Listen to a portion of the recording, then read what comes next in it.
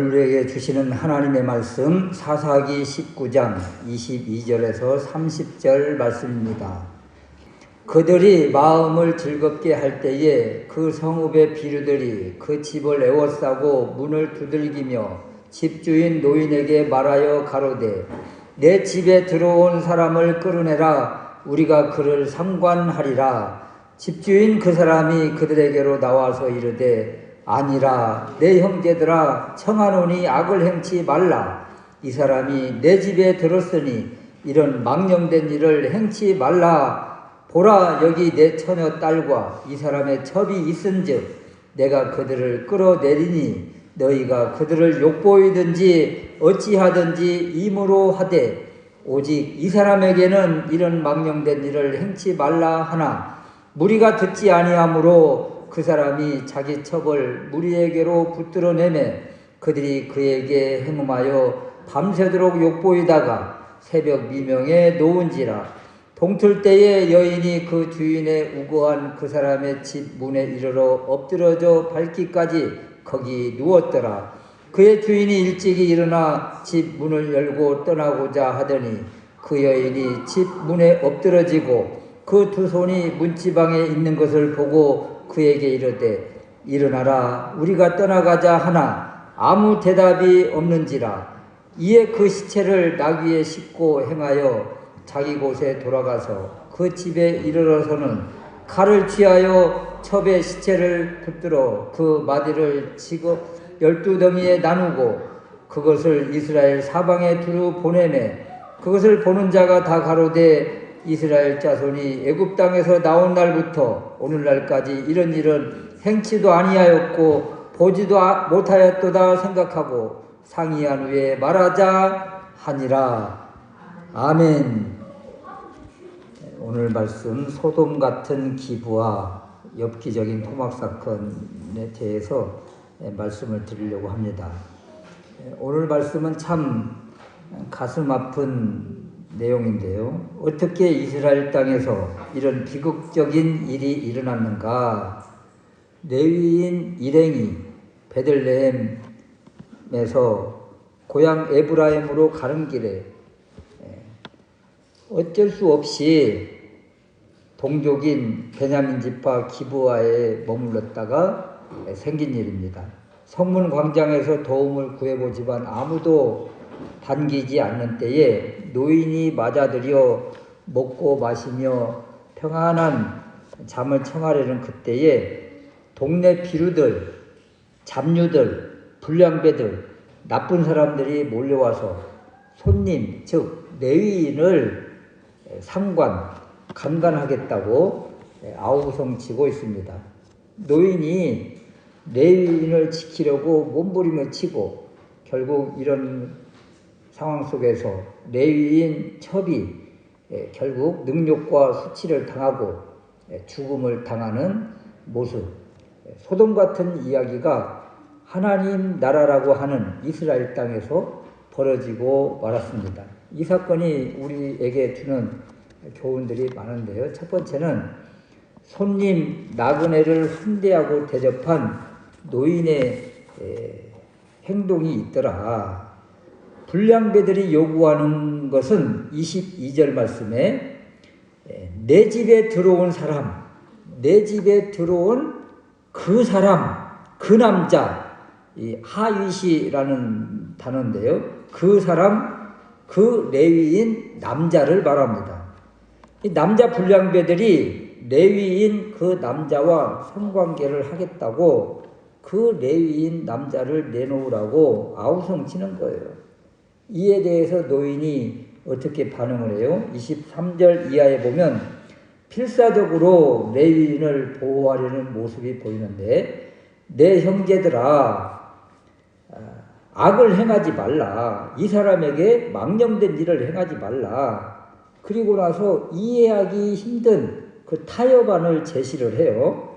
24절 말씀인데 여기 내 처녀 딸과 그 노인의 딸이잖아요. 내 처녀 딸과 그리고 레위인의 첩, 이 사람의 첩이 있은즉 내가 그들을 끌어내리니 너희가 그들을 욕보이든지 어찌하든지 임으로 하되 이 사람에게는 망령된 일을 행치 말라.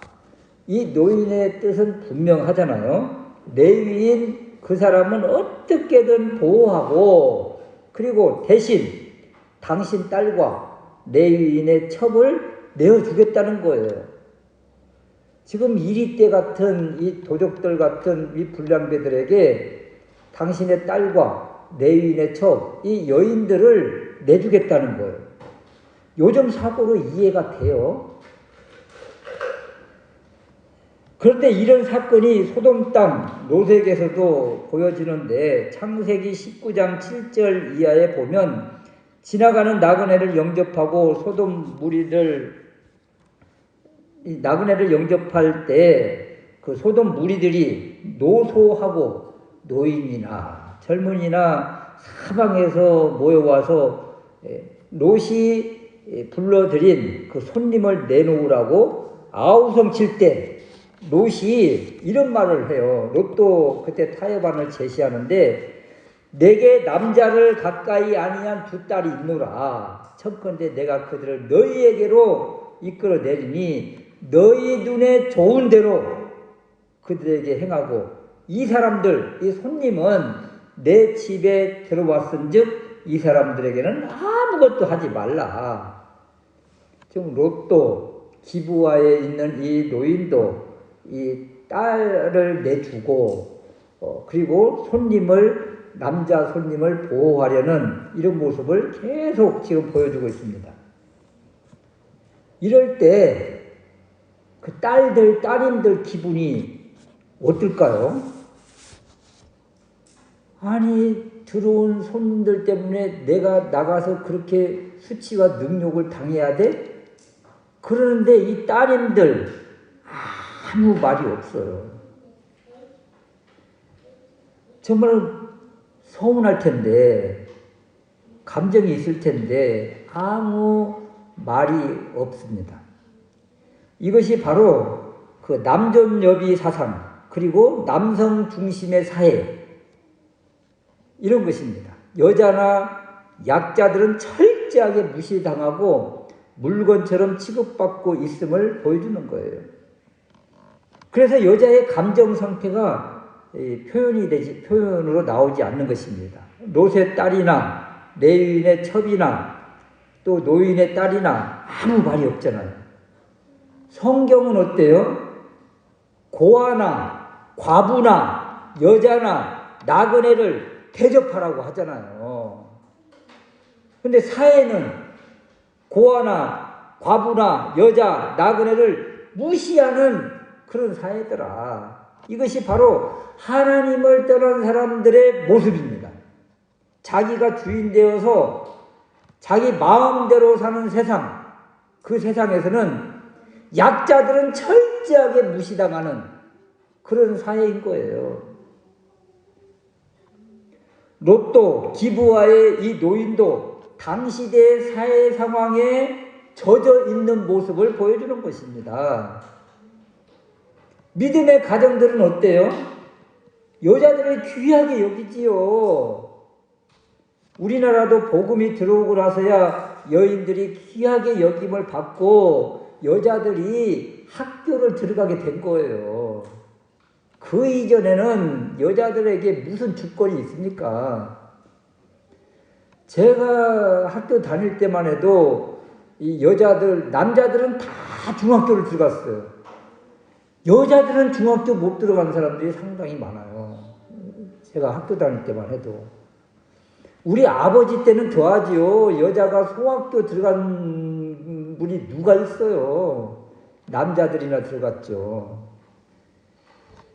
이처럼 여인을 귀하게 여기지 않는다. 이런 사회가 바로 남성 중심의 사회, 힘이 지배하는 사회가 그런 사회입니다. 우리나라 사람들 오늘날도 여인을 귀하게 여기지 않는 사람들이 있는데 이런 것은 세상의 논리에 자신도 모르게 젖어 있는 것이고 자신도 모르게 유교 사상에 젖어 있어서 그냥 여인들을 함부로 하는 거예요. 요즘은 이제 이것이 역전돼서 어때요?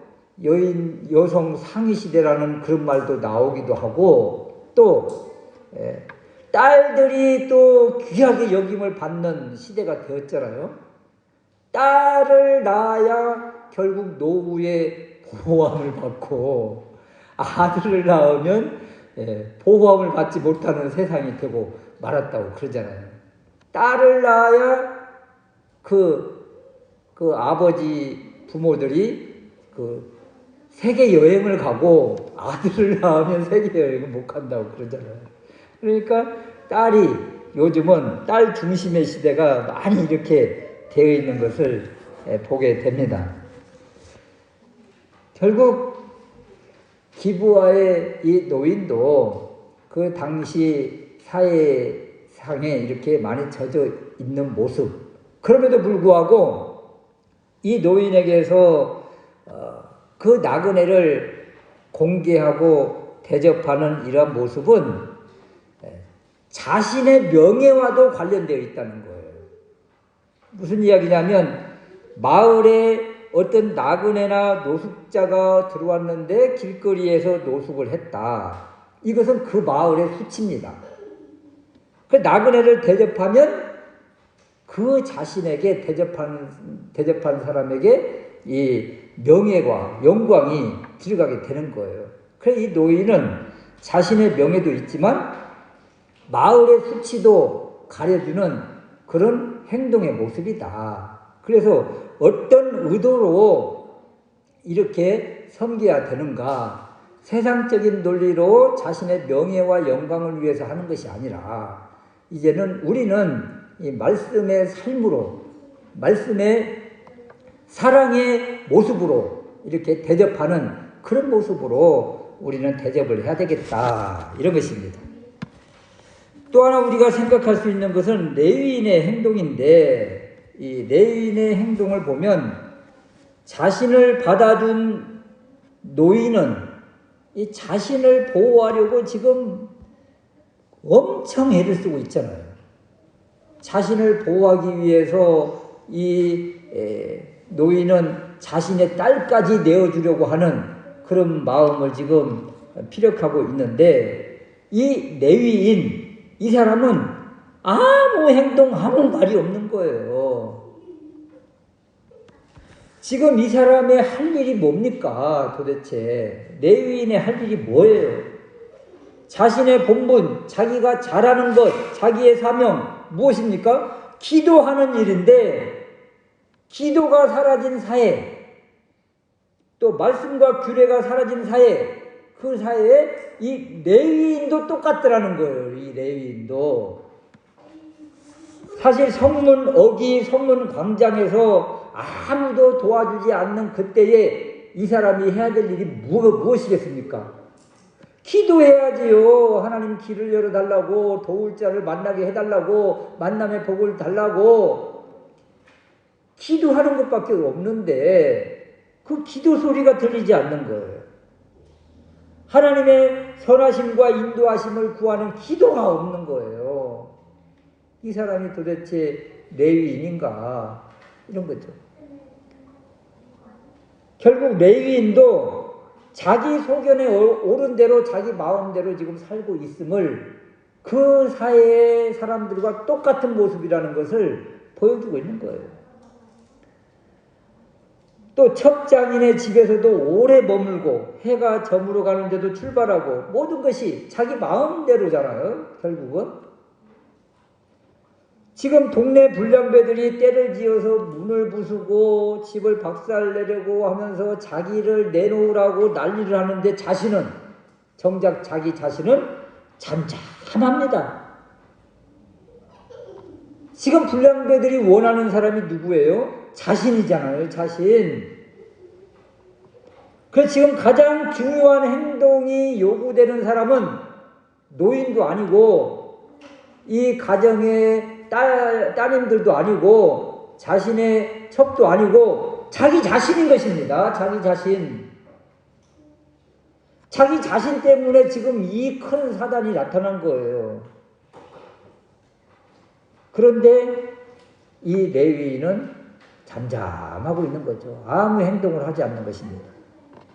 소돔 땅 롯이 모셨던 그 나그네들은 어때요?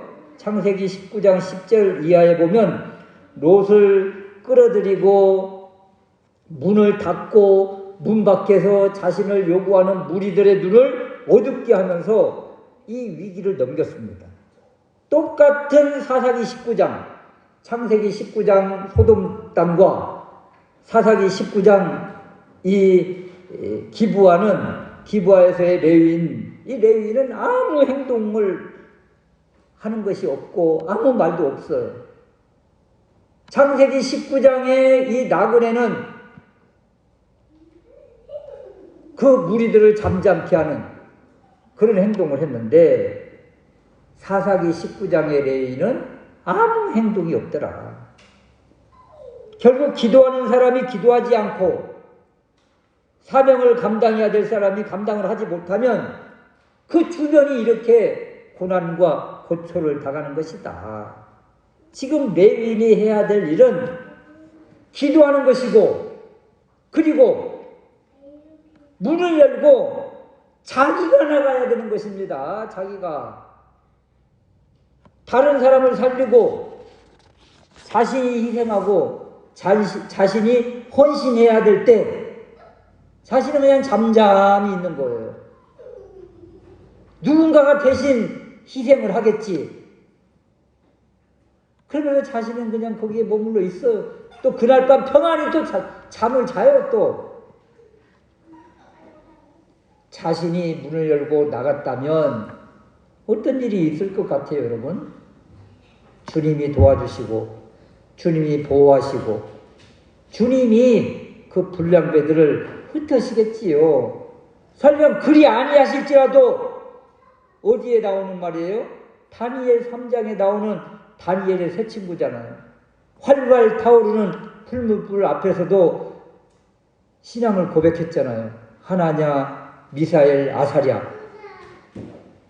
이 다니엘의 세 친구가 그리 아니하실지라도 신앙을 고백하며 불 속에 던져질 때 그 불 속에서 주님이 그들을 아무 해함이 없도록 보호해 주시고 싸매어 주시고 그 불 속에서 뛰어다니지 않게 하시던가. 레위인은 지금 주변 사람들이 다 힘들어하는데 자신의 몸만 살리는지 아무 말이 없고, 이 모습이 결국 사사기에 이스라엘 백성들의 모습이다. 영적인 상태다. 나만 괜찮으면 되는 거예요. 나만 괜찮고 다른 지파가 고통을 당하든 다른 지파가 전쟁을 일으키든 자신들은 그냥 꼼짝도 안 해요. 꼼짝도 안 해요. 움직이지도 않습니다.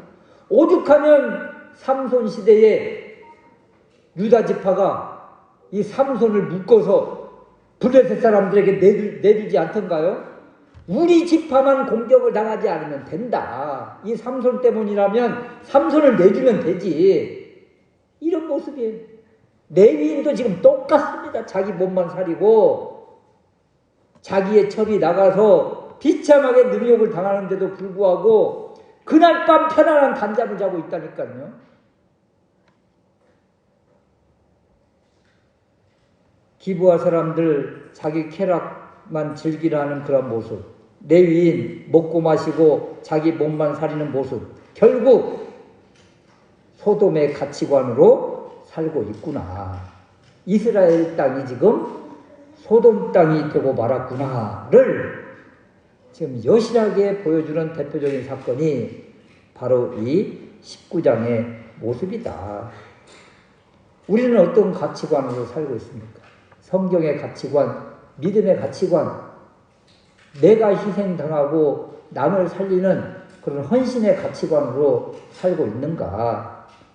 한번 뒤돌아보면서 나로 인해서 우리 주변이 고난을 당하는가? 나로 인해서 우리 주변이 살아가고 있는가? 살고 있는가?